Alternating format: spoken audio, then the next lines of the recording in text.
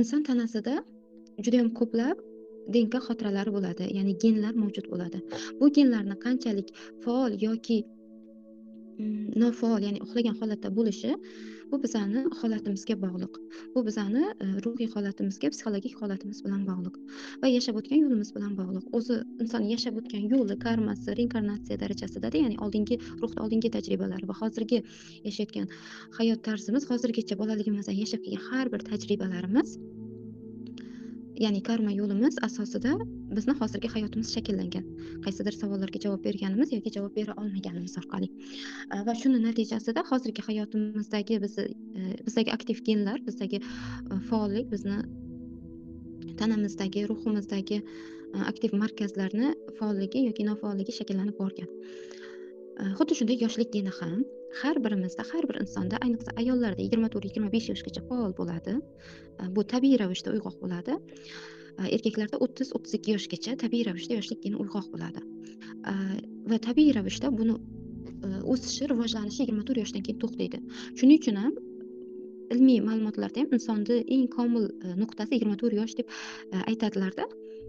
Mana biz universitetda yosh davrlari bo'yicha amaliy psixologiyada o'rganganimizda xuddi shunday deyilgan klassikada, ya'ni yosh davrlarda insonda eng komillik davri 24 yosh, erkaklarda ko'proq 30-33 yosh deb belgilab ko'rsatib beradilar. Chunki 24 yoshgacha insonda qon har doim aylanishi tez bo'ladi. Ayniqsa 17-18 yoshimizda qon aylanishi tez bo'ladi. Bu yoshimiz ulg'aygan sari, bu borgan sari pasayib boraveradi. Va bizda tarbiya orqali yoki ota-onamizdan o'tkazgan ma'lum bir karma xotiralari orqali, yopilmagan savollar xotiralari orqali bu yoshlardagi, ya'ni borgan sari biz o'zimizni ulg'aygan sari bosiq bo'lishga asoslanamizda. Ya'ni shunchaki xursand bo'lish mumkin emas, o'zini yosh boladek tutish mumkin emas, deb kulaverish mumkin emas degan qarashlar bor-ku, bu yoshlik genini uxlatishga qaratilgan. Misol uchun eslayman, ya'ni kichkina paytim qiz bola tishini oqini ko'rsatib kulavermaydi degan gaplar ko'p aytiladi-da. Bizning millatga xos iboralar bor-ku shunaqa. Yana shunday gaplar bor. Sal jiddiyroq bo'l yoki bo'lmasam endi katta bo'lib qolding, mana 10-11 yoshimizdan boshlab qizlarga nisbatan shunday tarbiyalar berilgan-ku. Bu tarbiyalar natijasida men ham xuddi shunday hamma qatori hozirda eslayman, maktabda o'qib yurgan paytim, ayniqsa birinchi farzand bo'lganim uchun juda ham jiddiy o'zimni kattalardek tutishga harakat qilib, ertadan qarilikda, ya'ni yoshlik genini to'xtatib qarilikda ishga tushirib yuborgandim. Shuning uchun har doim menda bosh og'rig'i bo'lardi. To bu bilimlarga kirib kelib, uyg'onish bilimlariga kelmagunimcha menda to'xtovsiz bosh og'rig'i tez-tez qaytalanaveradi, ya'ni migren bor edi menda. Migrenni bilasiz, migren kasalligi bu boshdagi surunkali og'riqda, o'zi ham migren qo'zg'agan vaqtida hech qanaqa dori ta'sir qilmaydi, yordam bermaydi. Endi eslab ko'raman, shu paytimda yoshlikni erta o'chirib qo'yganman, ya'ni yosh boladek bo'lishga, o'zimni erkin his qilishga o'zimga o'zim ruxsat bermaganman. Chunki ota-onam har doim ishda bo'lgani uchun doimiy ravishda singillarim bilan shug'ullanardim-da, xuddiki ona pozitsiyasida ertadan qarilikda ishga tushirib yuborgan ekanman. Lekin shunda ham 17-18 yoshlarimda har doim menda g'oyalar ko'p edi, qiziqish ko'p edi. Ya'ni baribir insonda yosh davrida 17 yoshimizda ko'plab g'oyalarimiz har doim ko'p bo'ladi, harakatchan bo'lamiz, chunki qon aylanishi tez bo'ladi, jismoniy tanamizda faollik bo'ladi. Shuning uchun ham bu jarayon kuzatiladi hammada. Lekin shu paytda kimdir shu paytda o'zini shakllantira oladi rivojda, kimdir shakllantira olmaydi g'oyalarinda. Chunki bu bizning qo'rquvlarimiz bilan bog'liq. Ota-onamizdan o'tkazilgan karmamiz, qo'rquvlarimiz bilan bog'liq. Shuning uchun ham ko'pchilik o'zim dugonalarimga qarayman, ayniqsa maktab paytidagi dugonalarimga qarayman, ularda ertadan qarish ishga tushib ketganida ularda mendan ham kuchliroq edi, chunki ularda erkinlik juda ham cheklangan edi, menga nisbatan ko'p cheklangandi.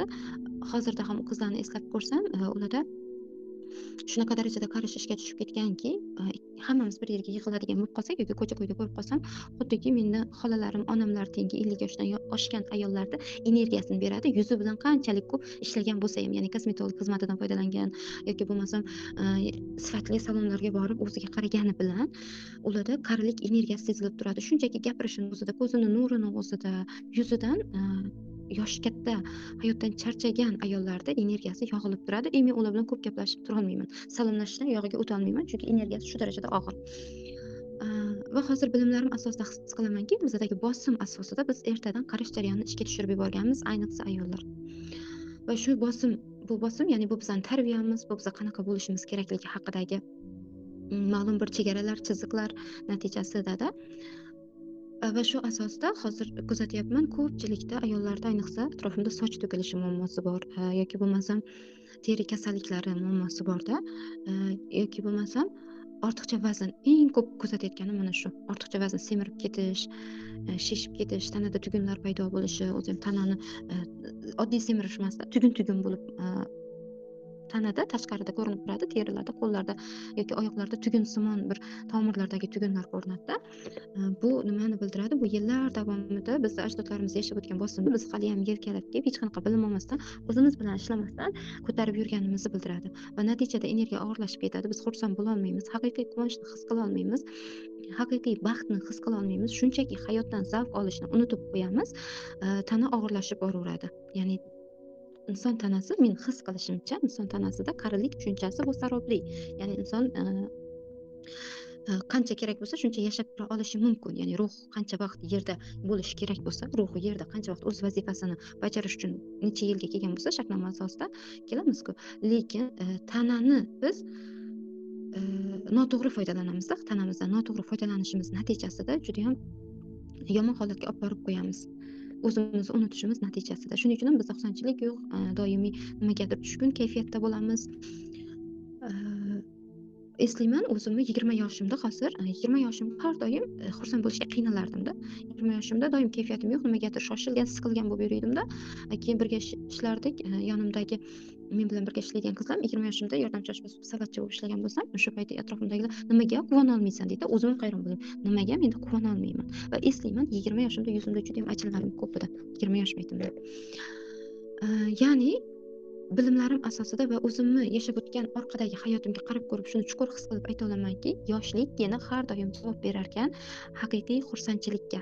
Yoshlik geni faolligi, aktivligi javob berar ekan haqiqiy hayotda mazmunni ko'ra olib, bu hayotda o'zimda o'rnimda yashayapmanmi, yo'qmi degan hisni ko'ra olib, mazza qilib, quvonib, kulib yashashga. Ya'ni haqiqiy kulguga, bu soxta, shunchaki kulgu emas. Va yoshlik geni javob berar ekan sevgiga. Ya'ni sevgi hissiga, sevinch hissiga-da. Shu asosida bularni his qilganim sari, chuqur his qilganim sari aynan mana shu mavzu uchun initiatsiya keldi. Menga initiatsiyani qabul qildim va sizga o'tkazib berish uchun tayyorladim. Meni his qilishimcha sizlarga juda ham yaxshi natija beradi. Men o'zim yoshlik geniga aynan asoslangan initiatsiya kodlarini qabul qilganimda yuzimni kuzatganman. Tabiiy ravishda yuzimdagi ajinlarimda ochilish bo'lgan. Hech qachon nimadan foydalanmaganman, kosmetologdan, va hech qachon yuzim uchun maxsus bir ajin ketkazadigan kremlar ham ishlatmaganman. Chunki men aytib o'tishim kerakda, o'zim nimalar bilan nima qilyapman va tanamda holati qanaqa. Rasmda ham ko'rgan bo'lsangiz kerak, bu meni yuzimni tabiiy ko'rinishi shunaqa. Va hech qachon foydalanmaganman. Go'zallik salonlaridagi mana sifatli bir makiyajlar bo'ladi-ku, yuzingni to'liq boshqa insonga aylantirib makiyaj qiladilar. Buni ham qilib ko'rmaganman o'zimda. Ya'ni aytmoqchi bo'lganim, yuzimni tabiiy holati shu. Ko'zimni tagidagi pastki qovoqlardagi sharikchalar bor edi. Bu kodlarni qabul qilish natijasida bu sharikchalar yo'qolib ketgan. 3 kun ichida, taxminan 3 kun, 4 kun ichida yo'q bo'lib qolgan. Qaysi payt yo'qolganini o'zim ham sezmay qolganman. Chunki bu kodlarni qabul qilayotganda yuzimga mana massaj qilamiz-ku, yuz bilan ishlaymiz, terimizga qaraymiz-ku. Qarashga ham holim qolmaganda to'xtovsiz kuniga 5-6 marotaba initiatsiyani qayta qabul qilib o'zim bilan ishlardim. Tanamga qarashga u payt uncha kuchim yo'q edi. Shundan keyin qabul qilib o'zim bilan ishlab olganimdan keyin tanamga qaraganimda menda tabiiy osish, menda tabiiy sochlardagi qayta tiklanish, ya'ni sochlarim qalinlashgandi. Tabiiy yuzimdagi, yuz terimdagi ajinlarni ochilishi, tekislanishini ko'rganman. Men faqatgina bitta narsadan foydalanaman yuzim uchun, bu oddiy kokos yog'i. Shu yog' yuzimga yaxshi tushganini his qilganim uchun hozirda faqat shundan foydalanaman. Ya'ni umuman deyarli ahamiyati yo'q ekan, yoshlik genini faol bo'lgandagina biz o'zimizni yengil va yosh his qilar ekanmiz. Tanamizni yosh ko'rinishiga deyarli ahamiyati yo'q ekan tashqi omillarni. Bular ovqatlanish, ular tashqaridan mana batlar, yordamlar beramiz-ku, yuz bilan ishlaymiz yoki ma'lum bir mutaxassislarga borib yuzimiz bilan ishlaymiz. Bularni deyarli ahamiyati yo'q ekan tashqi omillarni. Va eng qizig'i, ekologiyani ham deyarli ahamiyati yo'q ekanda.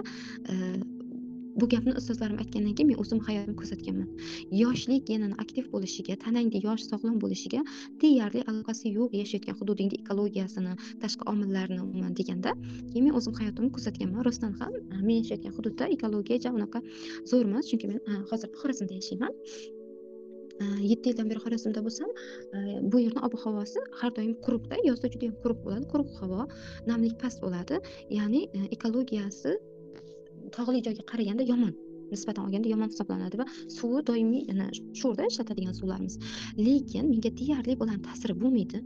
Sochim sochimga yoki bo'lmasam tirnoqlarimga, tishlarimga. Men bu yerga kelganimdan keyin, Xorazmda yashab boshlagandan keyin, kelin bo'lib kelganimdan keyin qaraganman ayollarning fikrlariga. Mana tishlari bilan muammosi ko'p-da bu yerda, sochlar bilan ayniqsa. Sochlari ertadan to'kilib ketadi yoki tabiiy kallik yoki tabiiy soch kamligi, soch o'smasligi shunaqa muammolar bor edi-da. Ko'pchilikda bor. Keyin ularni kuzatganmanda, ular har doim o'ylaydi, fikrlarida bu ekologiyani sababi deydi. Ya'ni ob-havo yomonligi, bu yer yashash hududimizda ekologik muammolar ko'pligi, quruqligi, tuz ko'pligi, suvni sho'rligi deb shunaqa xulosalar berganda tanasidagi muammolarga. Yoki erta qarib ketish, ko'zlari bilan bog'liq, ko'zlaridagi xiraliklarga-da, ya'ni yorqin emasda ranglar. Shunda bilimlarga kirib kelganimdan keyin o'zim anglaganmanki, his qilganmanki, bular hammasi sarobli. Bular har biri sarobli. Shunchaki bizni ongimizda kechayotgan matrisa tarafidan o'rnatilgan qarorlar. Aslida yoshlik geni faolligi bu bizni o'zimiz hayotimizda aslimiz o'zimiz bo'lib yashayotganimiz. Ya'ni hech qanaqa bir yasanma shakl obrazlarsiz